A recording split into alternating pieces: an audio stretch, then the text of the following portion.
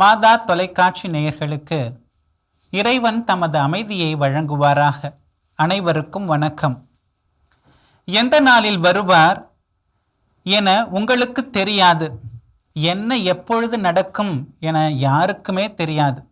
எனவே நாம் எப்பொழுதுமே பாதுகாப்பாக இருக்க நாம் தயாராகி கொள்ளுகிறோம். ஹெல்த் இன்சூரன்ஸ் போட்டு வச்சுருக்கோம், லைஃப் இன்சூரன்ஸ் போட்டு வச்சுருக்கோம், கார், பைக் என எல்லாவற்றிற்கும் இன்சூரன்ஸ் போட்டு வைத்திருக்கின்றோம். எதற்கு? பாதுகாப்பிற்காக. தந்தை கிறிஸ்தோஸ்தவம் இவ்வாறு கூறுகின்றார், நாம் எப்பொழுது இறப்போம் என யாருக்கும் தெரியாது. எனவே நம் ஆண்டவரை சந்திக்க நாம் எப்பொழுதும் தயார் நிலையில் இருக்க வேண்டும் என்று குறிப்பிடுகிறார். நாம் நம்முடைய விலை உயர்ந்த பொருட்களை, நகைகளை, பணத்தை, செல்வத்தை பத்திரமாக போட்டு பூட்டி வைக்கின்றோம். அதற்கு பாதுகாப்பிற்காக சிசிடிவி கேமரா எல்லாம் போட்டு வச்சிருக்கோம். ஆனால் நமது உடைமைகளை நாம் பாதுகாப்பாக வைத்திருக்க பழகிய நாம் நமது ஆன்மாவிற்கு என்ன செய்கின்றோம்? அதை தூய்மை செய்கின்றோமா? அதை இறைவனிடம் ஒப்படைக்க வேண்டும் என்ற எண்ணத்தோடு வாழ்கின்றோமா என்று சிந்திப்போம். மானிட மகன் இடையாத நேரத்தில் வருவார். எனவே அவரை சந்திக்க தயார் நிலையில் இருக்கின்றோமா? நோவாவின் காலத்தில் மக்கள் நோவாவின் அறிவுரையை கேட்காததால் தகுந்த தயாரிப்பில்லாமல் இருந்தார்கள். அவ்வாறு தகுந்த தயாரிப்பில்லாமல் இருந்த அனைவருமே வெள்ளத்தில் அழிக்கப்படுகிறார்கள். ஆனால் இன்று நமக்கு அழைப்பு கொடுப்பவர் நம் ஆண்டவராகிய இயேசு கிறிஸ்துதான். எதற்கான அழைப்பு? மனம் மாறுவதற்கான அழைப்பு, பழைய தீய வழிகளை விட்டு விலகுவதற்கான அழைப்பு, எப்பொழுதும் இறைவனை சந்திப்பதற்கு தயார் நிலையில் இருப்பதற்கான அழைப்பு. அவரது வார்த்தையை உண்மையாய் கேட்பவர்கள் எப்படிப்பட்டவர்களாக இருப்பார்கள் என்றால், 1 தெசலோனிக்கர் 5:4 நாம் வாசிக்க சொல்லப்பட்டுள்ளது போல, நாம் இருளில் நடப்பவர்கள் அல்ல. எனவே அந்த நாள் திருடனைப் போல நமக்கு வராது. நாம் எல்லாரும் ஒளியை சார்ந்தவர்கள், நாம் இரவையோ இருளையோ சார்ந்தவர்கள் அல்ல என்று குறிப்பிடப்பட்டுள்ளது. தலைவர் அமர்த்திய நம்பிக்கைக்குரியவரும் அறிவாளியுமான பணியாளர் யார்?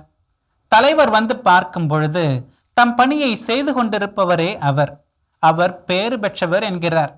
எவ்வாறு ஏழையரின் உள்ளத்தோர், இரக்கமுடையோர், கனிவுடையோர், நீதியின் பொருட்டு துன்புறுத்தப்படுவோர் பேறு பெற்றவர்களோ, அதை போலவே தலைவர் அமர்த்திய நம்பிக்கைக்குரிய பணியாளர், அவரது பணியை செய்து கொண்டிருப்பவர் பேறு பெற்றவர் என்று குறிப்பிடப்பட்டுள்ளது.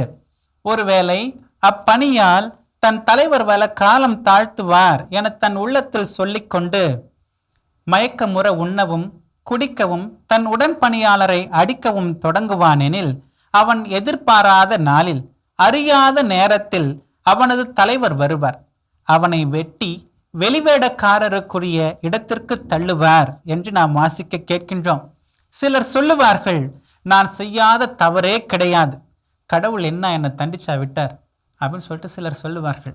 அவர்களுக்கெல்லாம் விடையாக 2 பேதுரு 3வது அதிகாரம் 3 முதல் 4 முடிய வசனத்திலே, இறுதி காலத்தில் ஏளனம் செய்வோர் சிலர் தோன்றி தாங்கள் சொந்த தீய நாட்டங்களுக்கு ஏற்ப வாழ்ந்து உங்களை எள்ளி நகையாடுவர். என்னவென்று?